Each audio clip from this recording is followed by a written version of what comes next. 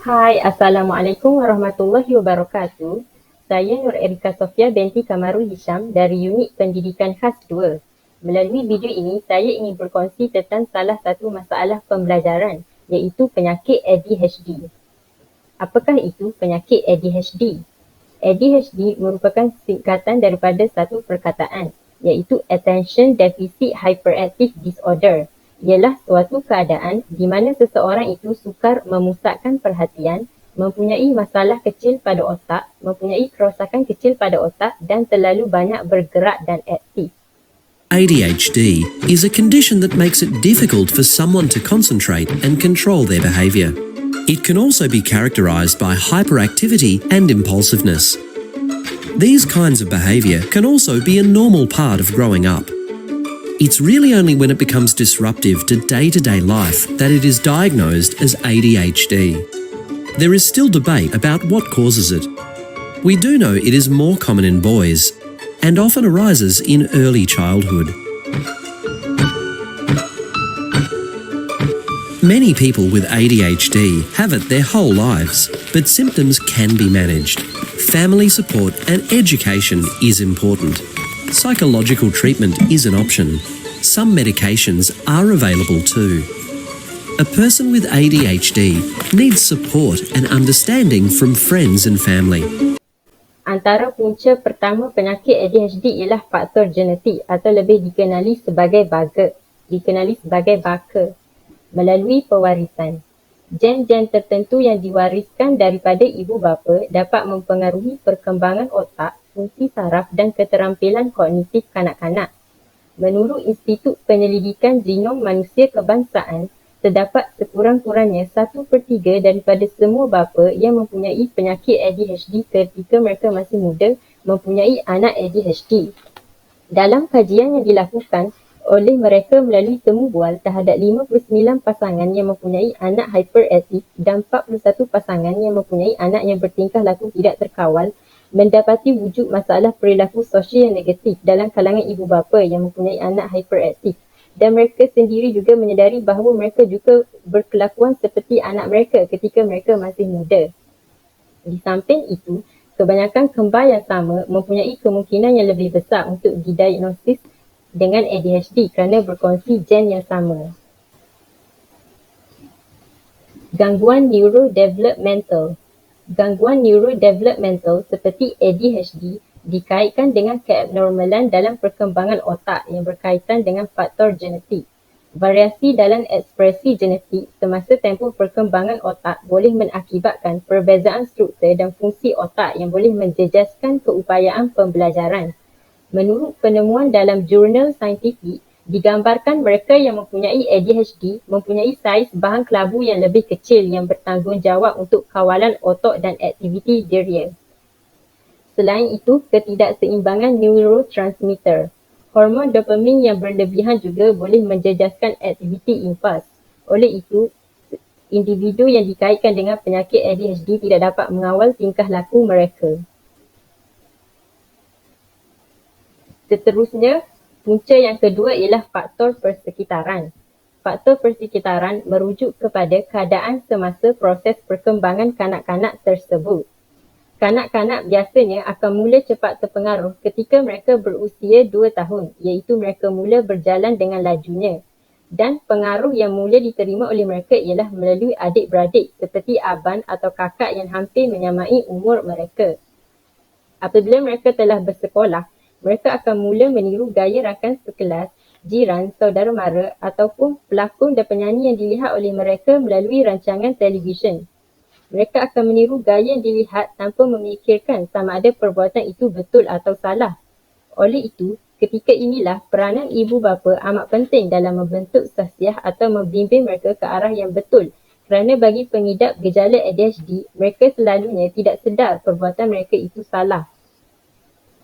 Selain itu, kekurangan sokongan individu tambahan dalam bentuk tunjuk ajar atau perkhidmatan khas lain juga menyebabkan punca terjadinya penyakit ADHD. Kekurangan sokongan dalam persekitaran pembelajaran ini boleh menjejaskan keupayaan mereka untuk mengatasi halangan pembelajaran. Faktor yang ketiga ialah faktor jangkitan peranatal. Jangkitan peranatal merupakan jangkitan yang berlaku semasa kehamilan.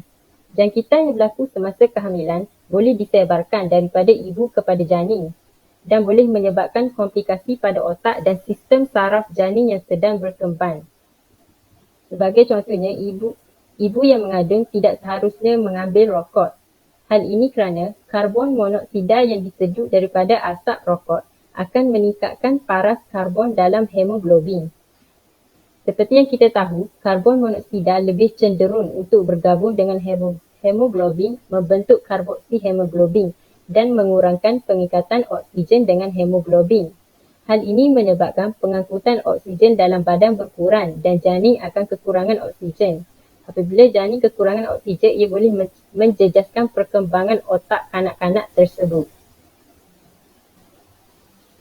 Selain itu, pengambilan alkohol atau dadah juga boleh menyebabkan individu tersebut mendapat anak ADHD. Menurut Hana 2006, menjelaskan beberapa jenis ketidaklaziman pada kanak-kanak yang terdedah dengan arak semasa di dalam kandungan, iaitu salah satunya ialah fungsi sistem saraf termasuk microsefali, kecacatan bayi cepat marah, mudah tersinggung dan hyperaktif. Selain itu, pengambilan dadah seperti ganja dan heroin juga tidak seharusnya diambil oleh ibu mengandung kerana ia boleh menyebabkan keterbelakangan fizikal dan mental janin tersebut. Kesimpulannya, pada pendapat saya, punca utama penyebab ADHD adalah faktor persekitaran. Faktor genetik tidak berdiri sendiri dalam menentukan masalah pembelajaran. Interaksi antara faktor genetik dan faktor persekitaran memainkan peranan. Persekitaran yang merangsang, pendidikan yang menyokong dan campur tangan yang sesuai boleh membantu mengatasi masalah genetik ini. Sebagai contohnya, ibu bapa perlu lebih cepat mengenali atau mengecam ADHD dalam anak-anak mereka dan mendapatkan rawatan intensif serta bersesuaian untuk anak-anak secepat mungkin supaya perkembangan boleh disokong. Selain itu, guru-guru atau ibu bapa juga perlu menjalinkan kerjasama dengan pihak sekolah, ahli psikologi dan pakar pendidikan, ahli terapi pendidikan khas. Hal ini kerana mereka boleh saling berkongsi idea-idea yang bernas dan strategi yang efektif dalam menghadapi tantangan murid-murid berkeperluan khas. Antara sebab mengapa perlunya ada kerjasama antara pihak dalam pendidikan khas adalah untuk menjalankan diagnosis tentang ketidakupayaan dan tahap kanak-kanak pendidikan khas tersebut. Kepentingan pemahaman dan kesedaran tentang masalah pembelajaran dalam pendidikan khas. Seperti yang kita tahu, pendidikan adalah hak asasi semua manusia. Semua individu di dunia ini mempunyai hak untuk belajar dan mengetahui sesuatu. Kanak-kanak berkeperluan khas terdiri daripada kanak-kanak yang mengalami kesukaran untuk belajar. Maka individu seperti ini memerlukan pengubahsuaian kepada kurikulum dan kaedah mengajar supaya mereka dapat merealisasikan potensi mereka secara optimum.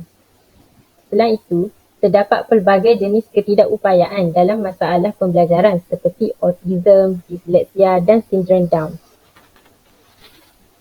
Sebagai contoh, setiap kanak-kanak pendidikan khas yang mengalami masalah berlainan memerlukan latihan kemahiran dan kemudahan peralatan yang berbeza dan bantuan tenaga yang ramai untuk dikendalikan.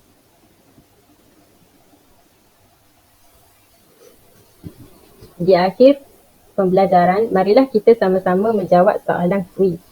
Terdapat 3 soalan kuis yang diberikan. Soalan kuis ini diberikan untuk menguji pemahaman dan pengetahuan kamu semua. Terdapat 3 soalan iaitu soalan pertama, berikan definisi ADHD. Soalan yang kedua, huraikan punca-punca ADHD.